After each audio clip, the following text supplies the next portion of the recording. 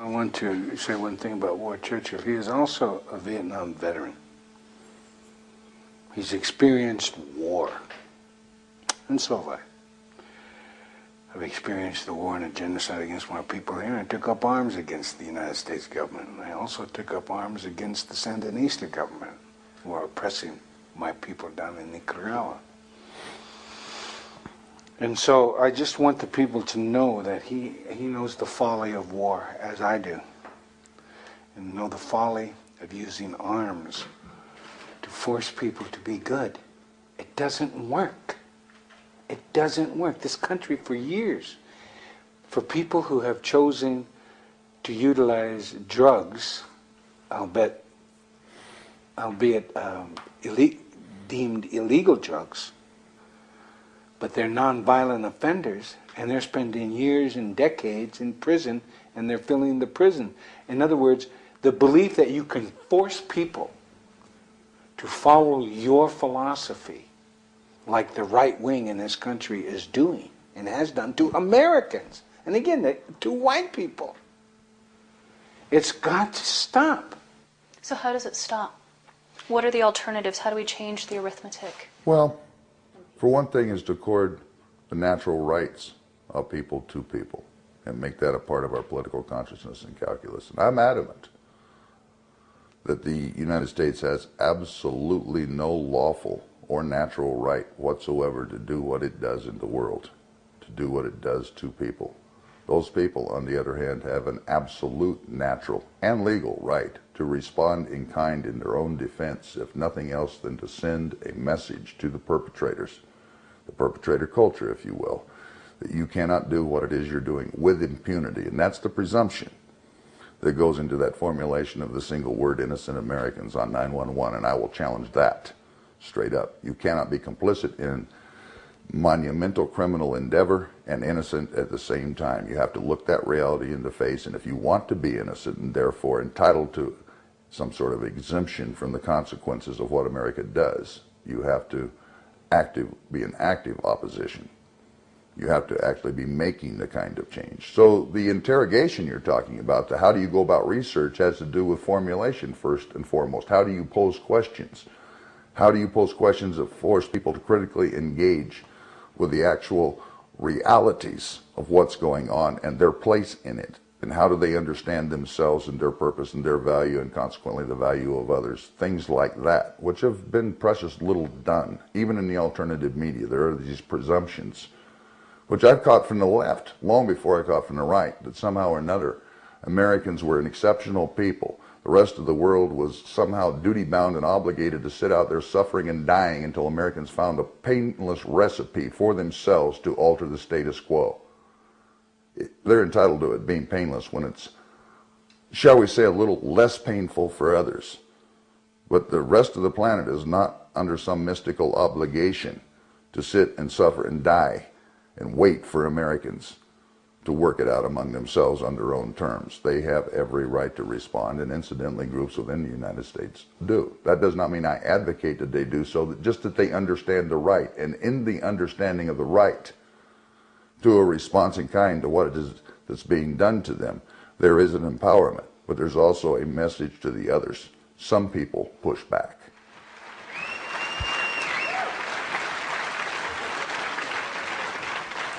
That's my argument, reduced to its bare bones. I can flesh it out in Q&A. I'm not the Board of Regents. We will have interchange. You will not be arrested for attempting to engage in it.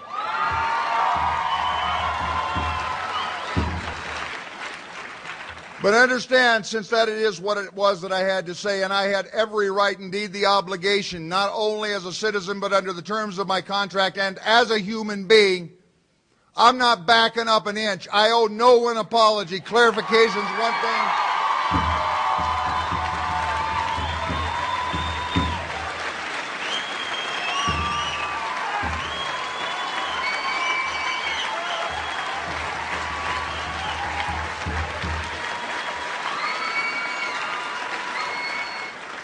Clarification is one thing, that's my job too. Apologies another.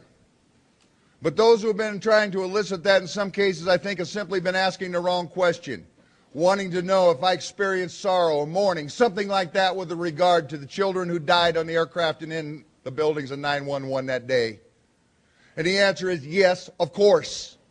And for the firefighters, and for the food service workers, and for the broom pushers, and for the random passersby. Yeah, I do. And it's absolute, and it's unequivocal, and it's not one whit more proportionately significant than the mourning, the sorrow I experience for every single one of those Iraqi children, for every single one of those Palestinian children.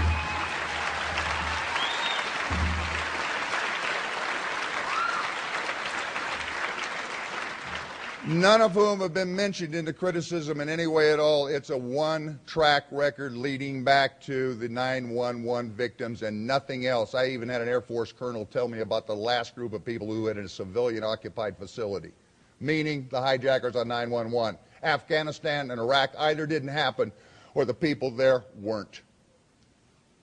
And I can show you that email. And he meant it seriously. He did not mean it maliciously. That is a genocidal mentality. That is the core of the problem. When I start hearing equal sorrow for those brown-skinned others out there dying in the millions, maybe we're getting to some place where all the children will be safe and all the people will be safe.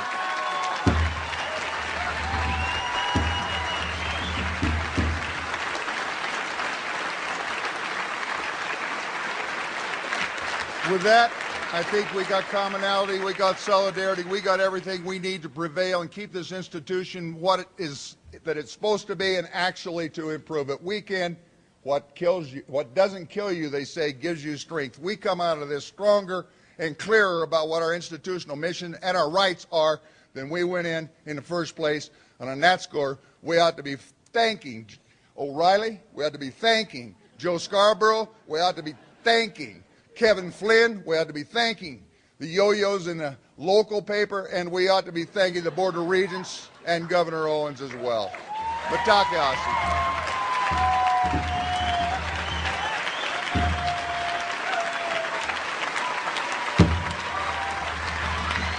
You all give me hope. You all give me hope. Power to the people.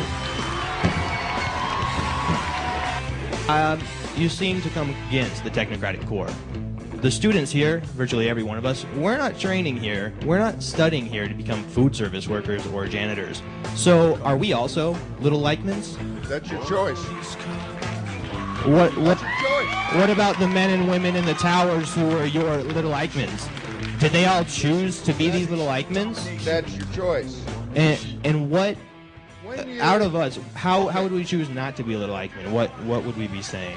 When you knowingly accept the collateral effects of business practice as usual projected by the United States into the rest of the planet, and even if you don't agree with it, contribute your expertise, your technical ability, your proficiency to furthering the process of extermination of masses of children for your own personal gain and benefit, to fit into the structure without challenging it, you are, in the Hannah Arendt metaphysical sense of Eichmann.